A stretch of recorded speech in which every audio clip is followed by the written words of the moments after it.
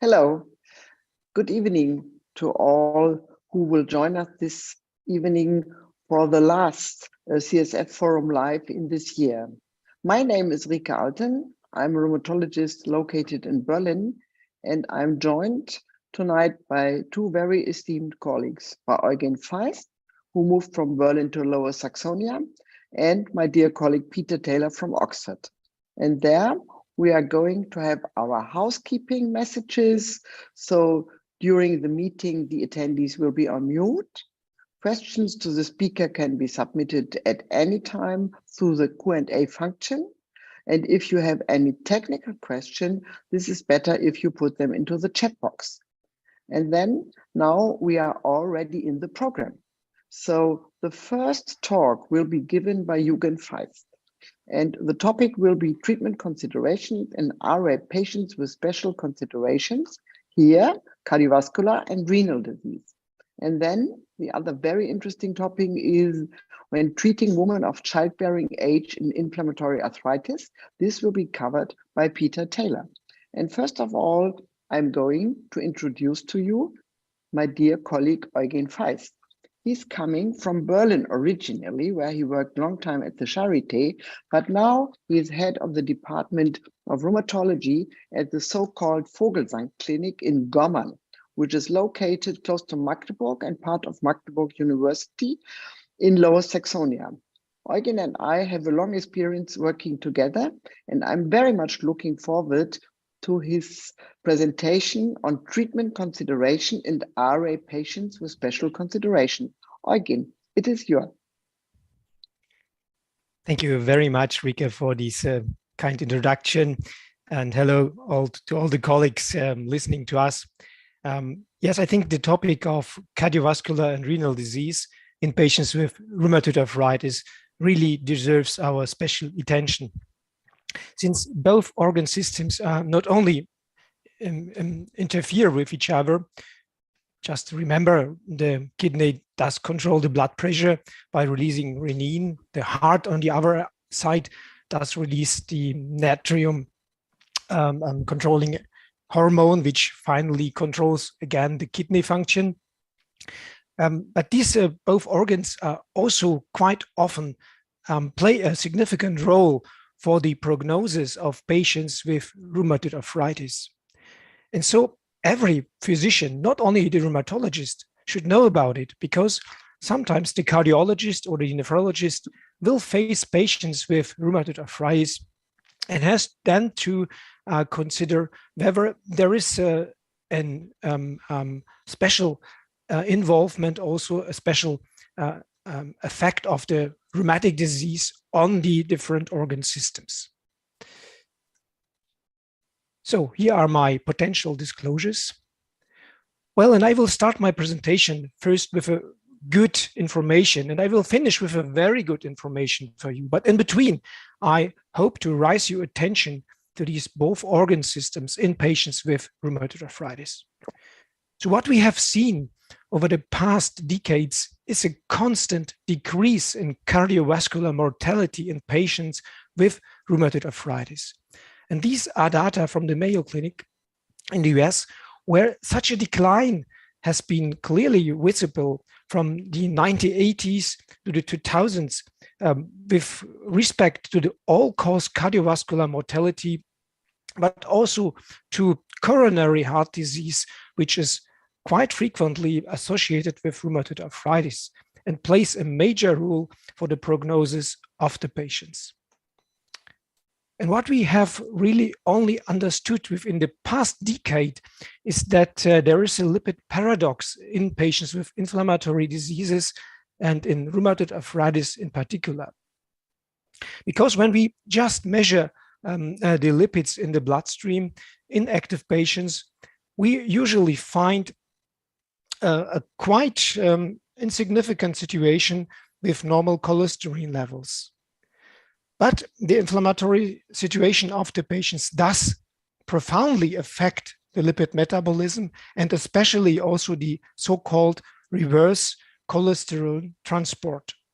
By decreasing the expression of the ABC transporter on the surface of the endothelium, cholesterol is stored in the vessels, and this gives rise to the so well-known atherosclerotic plaques, finally leading to coronary disease and causing high mortality in patients.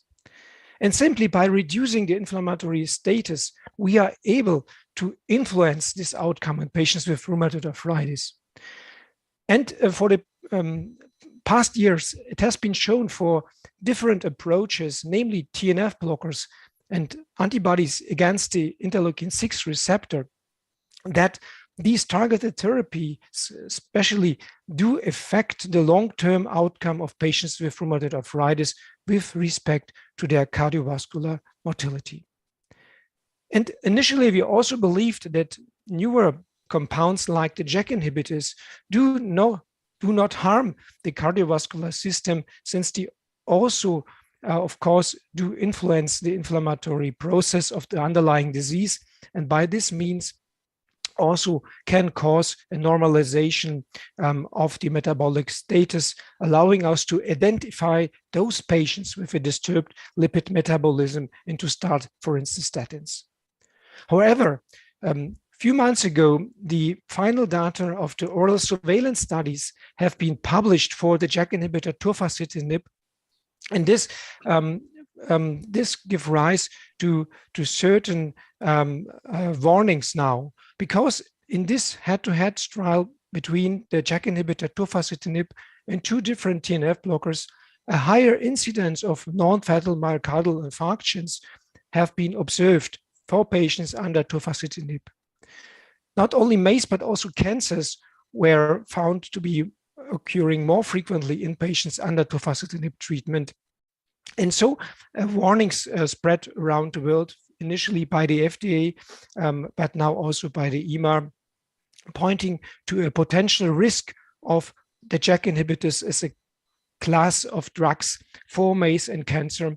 And we have to pay now special attention to select the patients properly according to their age. So usually it is considered to be without any risk if patients are below the age of 65 and if they don't have any other risk factors for cardiovascular disease, meaning no, of course, history of coronary disease, no prior infarctions, no other cardiovascular events, then these are still candidates for a JAK inhibitor. But all the other patients with risk factors and higher age should only be treated with JAK inhibitors if all other options have been used before. And so coming now to the kidney, we also have seen a major development within the past decades in the treatment of rheumatoid arthritis. Before the era of the biologics, many compounds have been used with quite high potential renal toxicity. First of all, of course, NSAIDs, but also DMARDs like gold or D-penicillamine or cyclosporine A have been used a lot in patients with rheumatoid arthritis before the age of biologics. And you can see here that drug-related adverse events occurred quite frequently in this time. Finally, not all the patients have been controlled that well, and chronic inflammation can cause amyloidosis, which also, of course, had an impact on kidney function. And also, at least a third of patients with rheumatoid arthritis in former times showed signs of a renal involvement due to disease, which is rarely seen nowadays. Nowadays, if you look into the data available for patients with rheumatoid arthritis, and here again, I have a study from the Mayo Clinic, we see on the first glance, when the disease starts, no major difference between patients with rheumatoid arthritis and controls matched for age and other characteristics. But on the long run, even, let's say, in best medical treatment, patients with rheumatoid arthritis separate from patients with non-RA because of an increased damage of the kidney function. And this is clearly associated with increased inflammatory activity of the disease, but also with cardiovascular disease, high body mass index, and again, with the intake of potentially renal toxic drugs like NSAIDs. And so if we summarize all the available data, which has been done here in this meta-analysis, then there's a clear signal for a higher frequency of chronic kidney disease in patients with rheumatoid arthritis, which on the one hand side, of course, limits our options for the treatment of the patients. On the other hand side, of course, does affect the long-term outcome of patients with rheumatoid arthritis. And even nowadays, we use, of course, a number of anti-rheumatic therapies who have the potential to affect kidney function. Again, many patients are still on painkillers like NSAIDs. Still, cyclosporin is used in the clinics. Many patients are using bisphosphonates, of course, due to the concomitant osteoporosis. And leflunomide is another drug which can, of course, cause hypertension. And by these means also be of a problem for the cardiovascular system, but also for the kidney function. With methotrexate, the story is different. Methotrexate as such has no direct effect on the kidney, but it is eliminated by the kidney. And so reduced kidney function limits also our ability to use methotrexate as a standard disease-modifying antirheumatic drug in patients with RA. But after all these, let's say, considerations and of all these points to think about, I want to finish my presentation again with a good message. Indeed, we have seen in different cohorts, in different registers, a clear decline in the overall mortality in patients with rheumatoid arthritis. And this is for sure due to the concomitant diseases. This is for sure also due to a lower frequency of cardiovascular events in these patients. These effects can only be achieved if patients are treated properly, if the inflammatory condition of rheumatoid arthritis is really under control. And so I think we, as rheumatologists, have discovered the spring of youth, as painted here by Lukas Cranach, the older painter from Saxony-Anhalt, who really illustrated this nicely here, how the old and crippled patients are entering the swimming pool here and leave here as beautiful and healthy persons. But Lukas Cranach, the older, did not know at this time point, at least, was that it is not a swimming pool that brings health to our patients, but injections with liquids in them, which we name biologics nowadays. Thank you very much. Again, I would like to thank you very much for this very, very interesting talk. And everybody who comes to Berlin can see this nice picture by Lukas Cranach in the Gemälde Gallery. And I recommend to all young rheumatologists to have the opportunity to go there and look at this picture, because when we started rheumatology 2 decades ago, it was still like this, going to the spa, entering a pool, and that was wishful thinking. And now we really can change the situation. And it is my great pleasure, after having thank again Eugen for this introductory talk, and we will keep the discussion later, to introduce Professor Peter Taylor to you. He is the Norman Collison Professor, and he is also the head of the clinical science at the Botnar Research Center, which is also part of Kennedy Institute in Oxford. And he has a long-standing interest in rheumatoid arthritis, but also in other inflammatory arthritis and disorders. And I'm very much looking forward to his talk, because there is not only no day where I do not have a question from my younger patients: what is happening to my medication or to my situation if I want to have a baby? Peter, it is your talk now. Well, thank you very much indeed, Vicky, for the very kind introduction. And thank you as well to Eugen for such an interesting talk that preceded this. And perhaps I can just share with our viewers that when we as a faculty sat down together under your chairmanship, Vicky, to think about what we might discuss, and the overarching topic was special considerations, we felt that perhaps some of the most useful things to talk about would be these particular comorbidities that we've just heard about, but also to think about this challenge about women of childbearing age.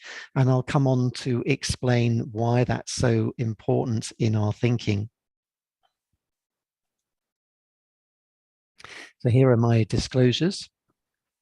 And let's address this issue now as to why thinking about women of childbearing age is so important. And I think this will already be very apparent to all our viewers, because in fact, most chronic inflammatory diseases are more common in women than in men. Not all of them, but many of them. And in fact, it will also be very apparent that for many rheumatological conditions, that the disease onset tends to overlap with the period of reproductive life. So for women of the ages to 18 to 45.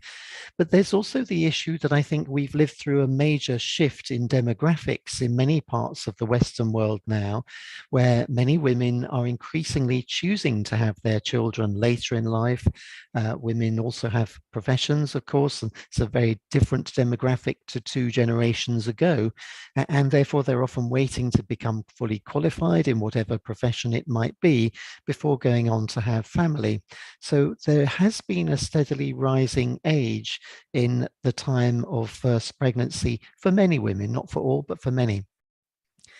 Now, one of the other issues is that many women don't receive optimal treatment during the pregnancy, or they're already taking medications that may not be compatible with pregnancy at the time they conceive. And we mustn't forget that about half of pregnancies are actually unplanned. So there are a number of key issues here that we'll elaborate on as we continue, but I think it's fair to say at this point that many women feel that they would be prepared to sacrifice an element of their own health for the sake of their child.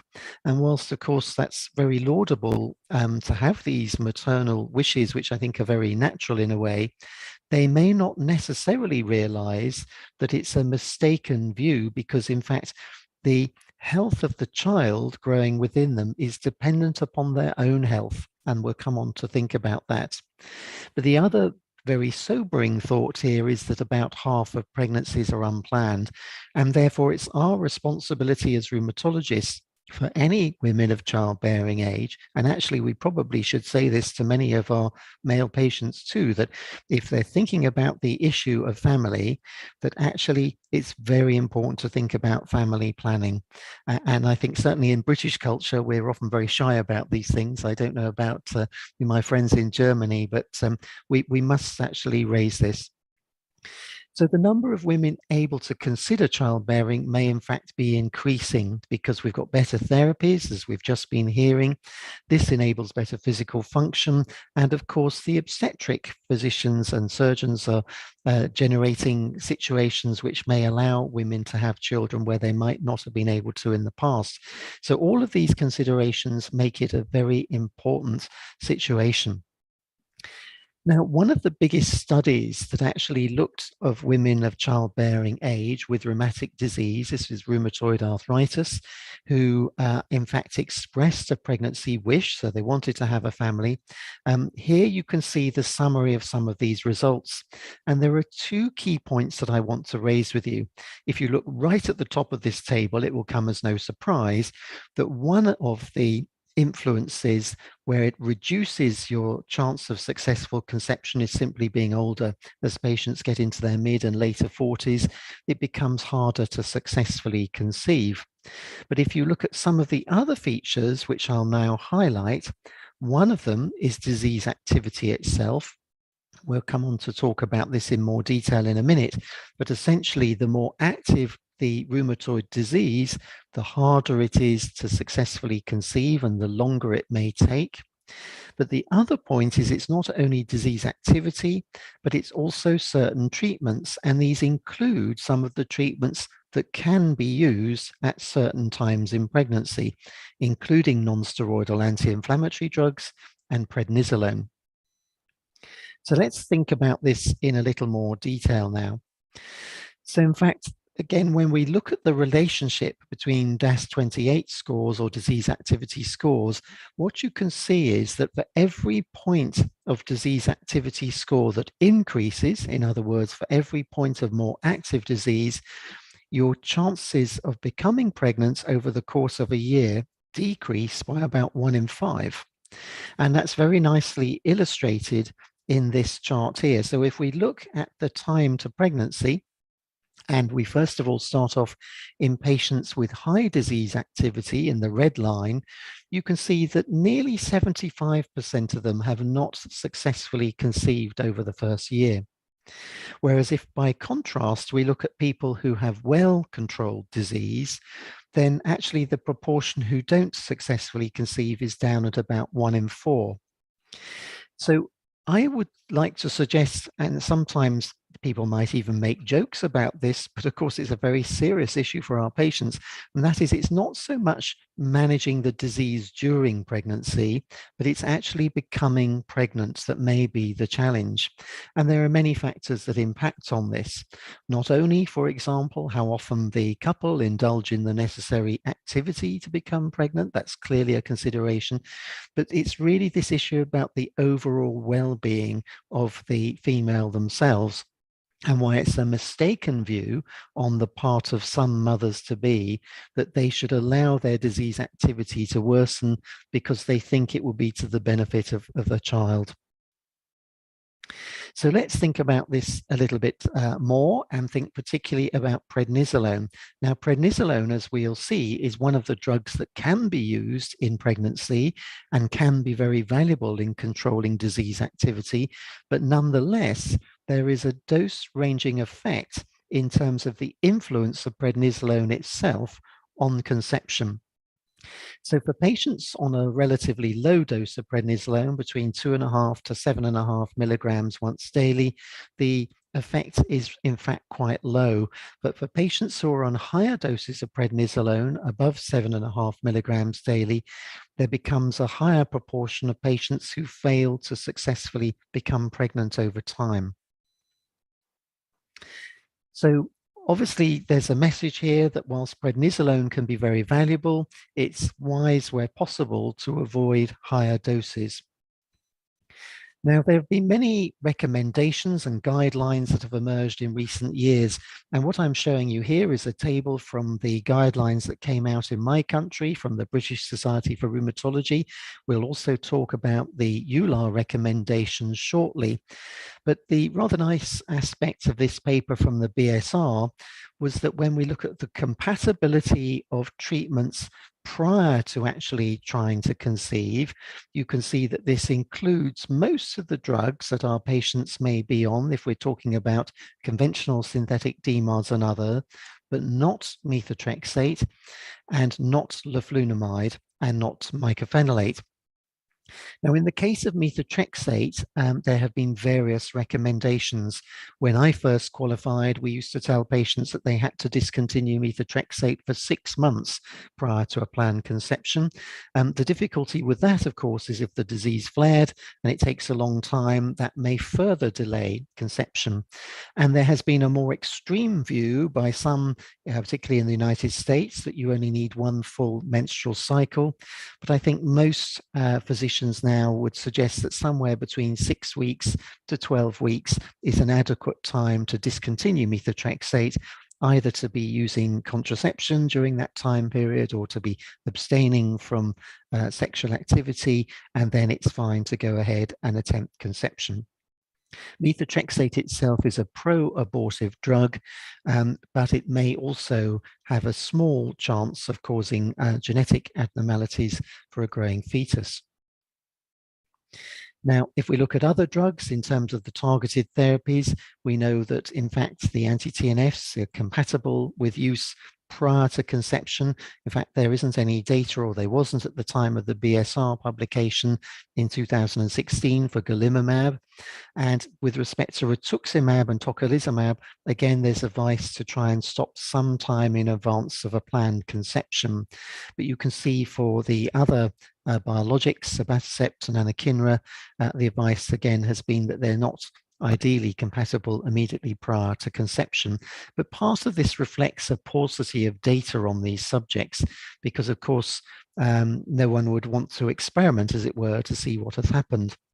And so much of the data that's emerged around anti-TNFs, in fact, came from the gastroenterologists for their patients with inflammatory bowel disease.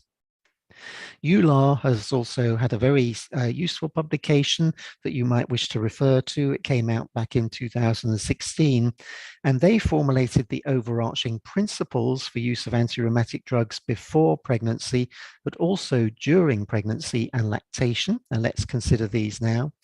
And the first point is common sense, really, as we've already touched upon, and that is that it is very, very important to address the issue of family planning in each patient of potentially reproductive age, and if need be, to adjust therapy accordingly. In my clinic just this morning, I had a 31-year-old lady who told me that she was taking the oral contraceptive pill, but nonetheless, when I asked her if she wanted to start a family, she said, "Oh, no, that's not in my life plan." And of course, we understand that, but nonetheless, it was still important to explain that the methotrexate she was just starting should not be considered should her life plan change. People change their minds sometimes, and so it is important to communicate this clearly and honestly to the patient, but also to remind them that if they are taking methotrexate, that doesn't mean that they can't have a family. It just means proper planning will optimize their progress. So treatment of patients with rheumatic disease before or during pregnancy and lactation should aim to optimally suppress the inflammatory component of the disease in the mother, but of course in such a way that it exposes the fetus to no harm. And that again is common sense, but that requires that we have knowledge of which drugs we can use optimally. And it's important to explain this to patients because again, the patient may think that they shouldn't take any drugs and may even discontinue drugs that you've recommended. So again, shared decision-making and good, clear, honest communication is the key to success. Obviously, the risk of drug therapy for the child needs to be weighed against any risk for untreated maternal disease. And as we've already seen, untreated or inadequately treated maternal disease may also delay or reduce the chance of a successful conception. And the decision on which drug therapy to use during pregnancy itself, but also during breastfeeding, needs, like every other decision, to be a shared decision between the physician, the rheumatologist, possibly even the obstetrician may need to be involved, and the patient. And of course, it's important that all other healthcare providers that might communicate issues to the patient, such as the pharmacist or the nurse, are on board and providing the same constructive messages. There's nothing worse than if a patient goes to several different people and they're all giving conflicting advice. So what do we need to think about? Well, one of the priorities from our perspective as rheumatologists is to control the disease and do everything we can to ensure that the disease is well controlled and ideally quiescent and in remission prior to the pregnancy itself beginning. Active autoimmune disease affects fertility, as we've seen, and active disease, in fact, also increases the risk of miscarriage or preterm delivery. And that's another very important consideration. So we've talked about thinking about risk of benefit, and we'll come on to think about some particular drug classes where this actually matters. So what about corticosteroids? Well, I've already indicated that higher doses of prednisolone, 7.5 milligrams daily or above, can actually delay the chances of successful conception. But on the other hand, prednisolone itself, or prednisone, is partly inactivated in the placenta, and there is no overall risk known for malformation in the fetus. Therefore, prednisolone is a drug that we can use in the short term, but some of the risks we have to bear in mind are the increased risk of gestational diabetes or infections, and also some of the maternal side effects, hypertension, osteoporosis, and the risk for preterm delivery, preeclampsia, and even fetal growth restriction, which is an issue with higher doses, but not so much for lower doses. So corticosteroids can be very useful, but again, we need to use them wisely and judiciously. Now, with respect to infectious risk and corticosteroids, we all know that they confer risks to our rheumatoid patients or rheumatic disease patients in general, even at a very low dose. But here you can see that in the context of pregnancy, remember the fetus is in a protected and really unique situation in the whole lifetime of the growing human being. And it's really the higher doses of steroid that potentially can increase risk of infection. But nonetheless, it's a reminder that where possible, we need to use the lowest doses that will achieve an adequate disease control if this is the most appropriate treatment choice. But there are many others, and here are the Euler points to consider. So just to go through these in brief. Now, the grade of recommendation given is dependent on the robustness of the evidence base, and you'll note that the highest grade is only grade B, and that one of the recommendations is only at grade D. And what this means in plain language is that actually we have a relatively poor evidence base about optimum management of pregnancy, not surprisingly, because it's largely based on experience rather than on controlled trials. So we know that certain conventional synthetic DMARDs are compatible with pregnancy. They're hydroxychloroquine and chloroquine, sulfasalazine, azathioprine, also cyclosporin, tacrolimus, and colchicine. And there may be a case for maintaining these treatments in order to achieve a remission across rheumatic diseases as a whole.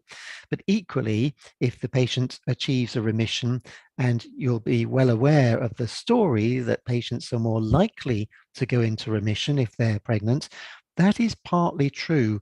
Many patients who achieve an active pregnancy will in fact go into remission, but not all by any means. So we again have to weigh up the issue about maintaining remission and withdrawing treatment. Certain drugs are teratogenic potentially, and these include methotrexate, mycophenolate, and cyclophosphamide, and therefore they must be withdrawn before pregnancy. And we've talked about prednisolone, which can be used for active disease symptoms. Again, NSAIDs could be used in the first and second trimesters, but you'll all be aware that in the third trimester, they should not be used because they may affect closure of the chambers between the heart in the growing fetus. And in severe refractory maternal disease during pregnancy, methylprednisolone pulses can be used, intravenous immunoglobulin can be considered, or even cyclophosphamide, but of course they would not be preferred options. And these days the preferred options would be some of the biologic drugs, such as some of the anti-TNFs, which you see in point 6 here. We'll come on to those in more detail in a moment. But there are many drugs with insufficient documentation and evidence, and currently we would avoid JAK inhibitors, but on the other hand, they can be used prior to a pregnancy. They've got a relatively short half-life, so again, they'd need to be stopped for a few weeks prior to an attempted conception. Leflunomide, meprocrim, and most selective COX-2 inhibitors would not normally be used. Now, we know that anti-TNFs can safely be used in the first part of pregnancy. The data to support that originally came from gastroenterology, but we also know that certolizumab pegol and etanercept can be considered for use throughout the pregnancy, and I'll come back to the issue of certolizumab pegol in particular in a moment. But with respect to the other biologic agents, we really have a very poor evidence base because our thinking has been, of course, that these drugs could be potentially dangerous in a pregnancy, and then they've not really been used. So there's very little experience. So the counsel is try and avoid them where possible. And again, this emphasizes the importance of good communication and family planning. Now, just to come back to this issue of certolizumab pegol, you'll perhaps remember from medical student days that when we think about the unique situation in pregnancy, in the cartoon at the bottom of this slide, you can see the maternal circulation at the top of the slide, and right at the bottom of the slide, we're looking at the fetal circulation, and in between, we have this remarkable tissue of the placenta. And in fact, maternal immunoglobulin is actively transported across the placenta using a mechanism called FcRn receptors, which take up immunoglobulin into endosomes, and then they are actively transported into the fetal circulation. And this is a really magnificent mechanism that nature has generated.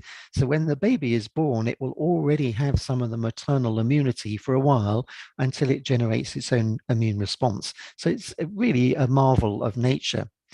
But when it comes to suppressing the immune system with an anti-TNF, you wouldn't necessarily, or any other biologic come to that, you wouldn't necessarily want to put a dose of biologic into the fetal circulation where it might not be wanted. Now, certolizumab pegol has no FC component, and therefore there is essentially no active transport across the placenta. And in my view, that's very important from the point of view of the psychology of the mother, because if the mother knows unequivocally that this particular agent is not going to be transported across to her baby, it gives her additional confidence. But nonetheless, there is an evidence base showing that you can use other anti-TNFs if need be, but particularly etanercept. So what does Euler say about breastfeeding? Well, we have an expression in the English language. We often say breast is best. And you'll all remember that the very rich breast milk produced in the first 2 weeks is particularly important. It contains a lot of antibodies and other goodies that are very good for the growing fetus, or the baby rather. But of course, it's a wonderful time for bonding of the mother and child if the mother is able to breastfeed. And hopefully many mothers will want to breastfeed well beyond that first 2 weeks. So Euler, and this is a summary of the Euler and BSR recommendations. In breastfeeding, we can use corticosteroids, sulfasalazine is all right, anti-TNFs are all right, anti-malarials are all right. But with other medications, we have to be a little bit more cautious, and particularly methotrexate, leflunomide, and the JAK inhibitors, but also cyclosporin and cyclophosphamide and mycophenolate. So these are some of the key issues. So to summarize the take-home messages here, really very, very important in all our women of childbearing age is to remember pre-pregnancy counselling and appropriate family planning. Don't forget to mention it, particularly with our new patients. It may be important to speak to partners as well and to explain risks, overcome the fears that the patient may have, and establish a treatment plan. And the reality is that the outlook is generally fantastic these days for a healthy pregnancy and a healthy baby at the end of it. Disease control during and before pregnancy is important in order to achieve optimal outcomes. And again, it's our responsibility to explain this very constructively to the patient. And then, of course, we can achieve the best outcomes in the end. And this all hinges around open and clear communication. And the treatment guidelines and recommendations are there to help us. They're very useful, and I would strongly urge you to go away and have a look at those if you're not familiar with them, although I'm sure many of you will be. And we mustn't forget, at the end of the pregnancy comes the period of breastfeeding, and we again need to look at the issue of safety for the mother, safety for the child during the breastfeeding period. And I think it's very good to encourage breastfeeding should the mother wish to do that. I have to say that when my own children were born, I was very delighted as a father to be able to help with bottle feeding at a slightly later stage. And so we mustn't forget the dads as well, and that they take a proactive role. So I'd like to thank you all very much for your attention, and Riki, may I pass it back over to you. Thank you very much, Peter. I'm impressed by the wealth of data, and I'm also impressed very much how you put it into context. And what impressed me most was that you said more than half of the pregnancies are unplanned. I think this is very, very important for taking and addressing the question of child planning or family planning upfront by rheumatologists. And actually, I would like to ask our organizers, are there already any questions in the Q&A? So if not, I would like just to ask one question to Professor Taylor. And I would like to know, do you have special outpatient clinics for young women, and who cares for them? The rheumatologist or the nurses? And I think maybe it is really a specific task for a rheumatologist, because what you told us in the beginning, that the women are getting a little bit more professional, and then sometimes they are 31, 32, 35, and then becoming pregnant becomes more and more difficult. What do you think? How do you organize it in your clinic? Yes, thank you. It's a very good and interesting question. And the answer is there's some variability in my own clinic and across clinics across the country, depending on the exact situation. So just to explain, we're very fortunate in the United Kingdom that many of our centres have really excellent clinical nurse specialists. And so we do have a multidisciplinary team approach. And so for the first point is that for young women of childbearing age, we approach this issue in the rheumatology clinic about whether or not they are considering family. Of course, some will say not right now, but I might be in a few years. Others will tell us that they are. And then if we know that they're actually actively considering a pregnancy, then we can spend some time with the practice, the specialist nurse and the physician discussing the issues. That there are some more particular cases, and these thankfully are rarer, but the patients who have some special problem. So for example, some of the Sjögren's patients or those with antiphospholipid syndrome who've had miscarriages in the past, and where we need to think through, let's say, potentially higher risk pregnancies. And in that case, we actually have combined clinics between an obstetrician with an interest in this area, the rheumatologist, and sometimes a nurse specialist will be present as well. And they have been really invaluable. So I've been very privileged to work with some medical obstetricians who specialize in this. In fact, my daughter is an obstetrician now, so I'm learning a lot about these issues. But that sort of service is only available in a few very subspecialist centers. And Eugen, what is your experience with women in childbearing age? Do you also have encountered these questions in your daily practice?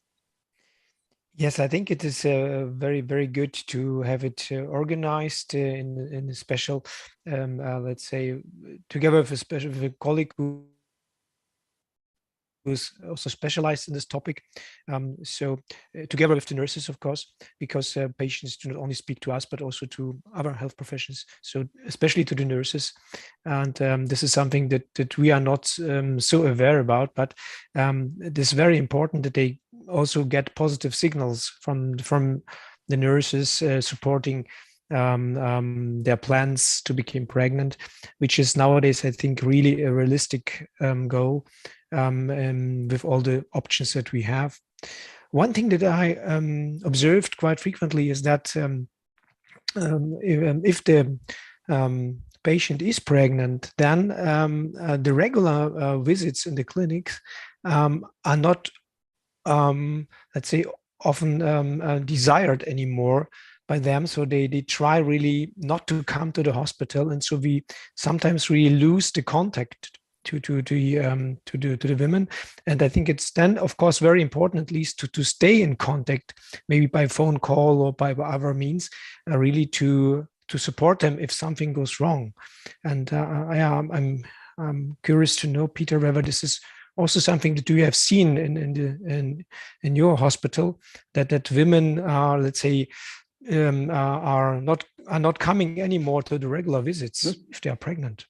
Yes, it's a very interesting question, Jürgen, because if you think back, certainly when I think back to medical school days and what little I learned about rheumatology in medical school, that the teaching then was very much that actually it was great for women with rheumatoid to become pregnant because they go into remission.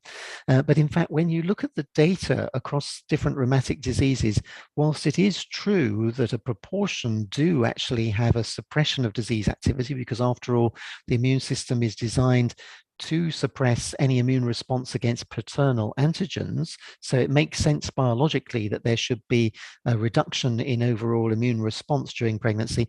The fact of the matter is the proportion who go into remission is perhaps less than we might think. So around about a half or slightly more, up to 2/3, but it's certainly not all of the patients. But I think it's because of this issue that many of them improve spontaneously during pregnancy that we often observe the same thing. And in my experience over the years, things have changed a little bit over the pandemic period, but over the years prior to that, many women thought, well, the fewer medications I take, the better, even if I sacrifice some of my own health because I'm going to benefit the baby. And that's been one issue that we always have to address. But the other is that they don't necessarily want to come up and travel to a clinic where it's busy and crowded and they're perhaps feeling a bit uncomfortable because they're bigger, but also because they feel they might be exposed to other bugs and infections and so on in a hospital environment. So I agree with you, and that it's very good to follow people up and ensure that they are genuinely doing well and not allowing a moderate or even a high level of disease activity, thinking that it will be to the benefit of the child and putting themselves at relative risk. And one of the things that we've learned, particularly during the pandemic, is the enormous value of remote telecommunication clinics for exactly this sort of purpose. And I believe if we have articulate patients who can give a really good history, that actually it works very well. The ones I worry about a little are those who are poorer historians who would like to say what they think you want to hear because they believe it's in the better interest of the patients and of their child, the growing child. And I think that is an issue that we have to be wary about. I feel that mindset's changed over the last 5 or 10 years. 10 years ago, there seemed to be more patients who took the view, no, I just don't want to take my treatment because it might be harmful. I won't take any drugs at all while I'm pregnant.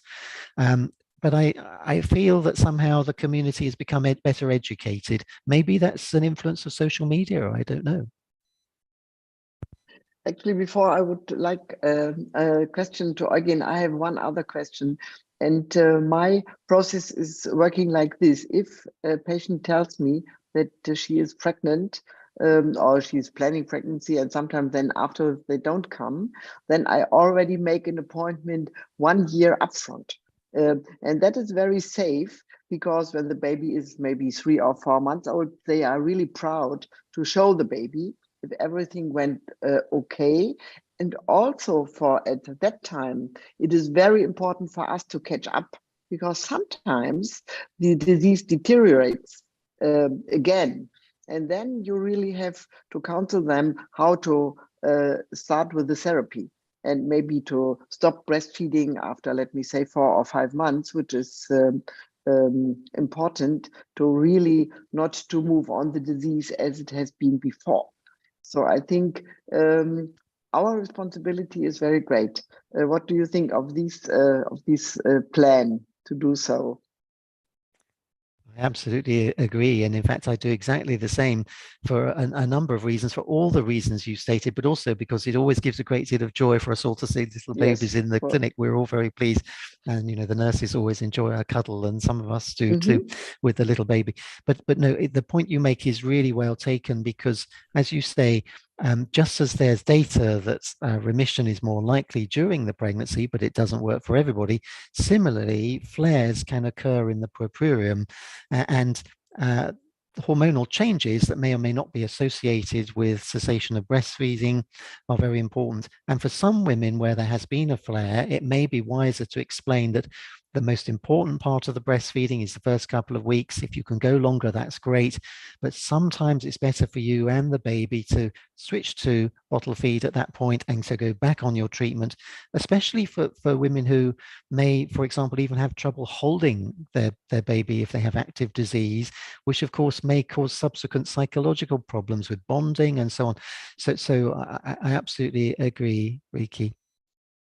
So coming back to Eugen, you frightened us a little bit in your last presentation slides, and you were very strict with the recommendation concerning JAK inhibitors. But I really, in my everyday practice, now I always ask, how old are you? And this I did not do before, you know. So I realized that I ask more the patients for their age, because there is so many indications where I would like to put patients on JAK kinase inhibitors. And so please give us a clear recommendation. Yeah, I would be happy if I would have more data and better data than we have nowadays. But it all comes from one study, from one very well done study, of course, from a large study showing that the elderly patients, in this case defined by the age of 65, have an increased risk not only for myocardial infarctions, but also for cancer and also for infections under the treatment with tofacitinib. So we have the data only for this JAK inhibitor. What the authorities did is to extrapolate also on the other JAK inhibitors, and now they are all under one umbrella with the same, let's say, risk warning. And we have, I think, to inform, first of all, our patients about this potential risk, especially those who are already taking the drug and doing well, but having the risk factors. So this puts us all in a quite uncomfortable situation, I think. But we cannot, I think, avoid the topic. We have to discuss it very openly with our patients and to find a shared decision. And in my daily practice, I, of course, do meet patients who want to stay on their pill. They don't want to switch to an injection, although they are aware of the risk, although I do discuss with them all the warnings that we have. What I also tell them is that more data will come in 2 to 3 years from the second JAK inhibitor, baricitinib, who is currently performing a similar study, and where we hope, of course, that we won't replicate the signal that we have observed for tofacitinib. But currently, we only have this data, and currently we have to communicate the warnings by the authorities. This has, of course, also legal implications if we won't do it. And it is good, I think, for the communication with our patients if we do it very openly, because in the end of the day, they will learn about it by the media or just by other patients. They will hear about it. And if we are not the first telling them, then I think it does really may affect at least their reliability in our profession. So we have to communicate it really openly. There was one question in the Q&A, whether we can extrapolate these warnings or risks for other biologics, also for treating patients with rheumatoid arthritis. What do you think about this question?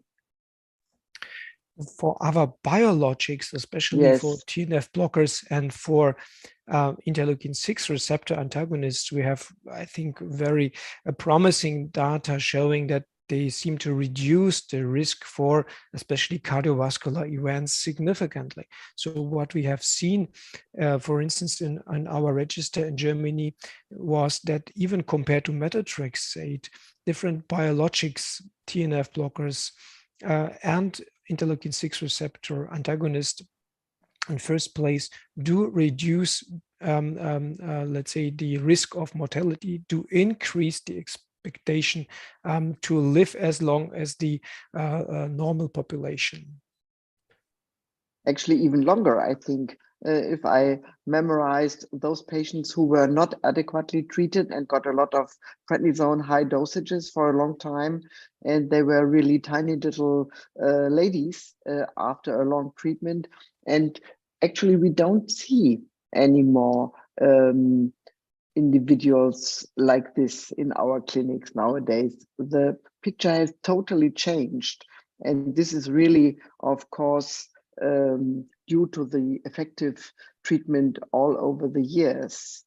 So there are many different situations in life where we have to be, where we are really challenged as rheumatologists. Older age, like you presented, Eugen, and young women. Actually, we forgot the partners, the male, the fathers in our consideration, and maybe that could be a topic for another forum live, because it is not really not important, I think. Maybe you should address this in another topic, maybe another time. But for today, I think we have covered really quite a lot of daily important questions. Do you have any more questions on your table, Peter or Eugen, which are burning? I don't, but perhaps if I may just make a brief comment to the last discussion point. Of course, we mustn't forget that we know that age itself is always, sadly, an increasing risk factor for all these events of special interest that have been described in oral surveillance, whether it be MACE, malignancy, or other, and particularly for serious infections. So the likelihood of serious infection for anybody, irrespective of whether or not they have a rheumatic disease or rheumatoid arthritis, increases, particularly as you get into your 70s, 80s and beyond. So it is a consideration we need to take into account with respect to all targeted therapies. But again, this is where we have the opportunity to fine-tune treatments, adjust it according to renal function, as you've pointed out, Ergen, and hepatic function. And the trick for our patients who've been doing very well allegedly and stable, but on the same treatment for a long time, sometimes a decade or more, they're getting older, and we need to keep our eye on the renal function. And we may, for example, be able to reduce the methotrexate dose in order to reduce some of the potential adverse events that might otherwise be associated. Yeah, I fully agree, Peter. And of course, we should not forget about the real, let's say, problematic drugs like the NSAIDs and glucocorticoids. These are the real killers. If our patients are under long-term high-dose glucocorticoids, I think the effect, the negative effect on the cardiovascular system is much, much higher than we can even imagine with all the JAK inhibitors that we have nowadays. So it is, let's say, the first goal really to reduce the other toxic drugs, which in fact we know do affect the life expectancy of our patients very much, much more than the JAK inhibitors. And one burning question from a colleague: do JAK inhibitors have less cardioprotective function than TNFs, Eugen? I think that's for you. Yeah, I simply think we don't know. So we have only this one study, and we have to be cautious now. This is our job as rheumatologists, to be cautious. If we have such a piece of information, we must handle it carefully. But we don't know. We need more data. We need the results from the baricitinib trials really to get a clear picture. And actually, what I think is very important also, what we have is really the dose flexibility in some of these compounds. And this is what I really practice a lot. And I also do this in a shared decision with the patient, because many patients really offer this opportunity. I had it yesterday, and I talked to a lady, she's close to 70. And then she said, well, maybe I take the smaller dosage of the drug because it's so good for me. And then we see again after 3 months how to do. You know, this is what we daily really face now, the mitigation of the risk, and share this mitigation with the patients, with our knowledge. I think that is a new challenge for us, but time will bring us more information and more evidence, I think. So that was really a very, very, very good information and discussion. And I thank you so much to those who gave us the insights, and to those who really gave us questions and asked many important things. And this is why we need your feedback. Your feedback is very important to us. Thank you very much. And I think it was a very interesting webinar, and I think you also have enjoyed it.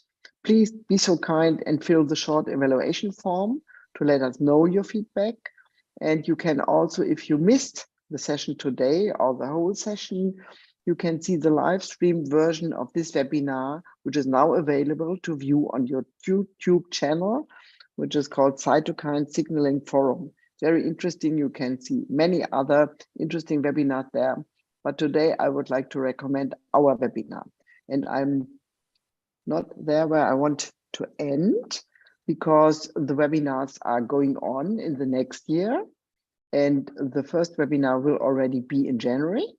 And the topic of this webinar Forum Live will be 2022 in review. Very interesting new data, and a lot has happened. And maybe we are looking also in a very exciting 2023. So thank you very much again for your attention. I would like to thank my colleagues for their nice presentations and to the whole audience for